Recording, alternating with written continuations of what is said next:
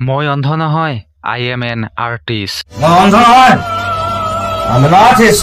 আৰ্টিষ্টৰ এটাই পলিটিক্স, সদায় ৰাইজৰ লগত, ৰজাৰ লগত নহয়। আৰ্টিষ্টৰ এটাই পলিটিক্স, সদায় ৰাইজৰ লগত, ৰজাৰ লগত নহয়। বন্ধুসকল, জুবিন গাৰ্গৰ ৰৈ ৰৈ বিনালে চিনেমাখন 31 অক্টোবৰ অৰ্থাৎ 5 দিন পিছতেই ৰিলিজ হ'ব আৰু ইতিমধ্যে ট্ৰেইলাৰ মুকলি কৰা হৈছে।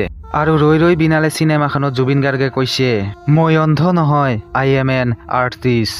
আৰ্টিষ্টৰ এটাই পলিটিক্স, সদায় ৰাইজৰ লগত, কোনো ৰজাৰ লগত নহয়।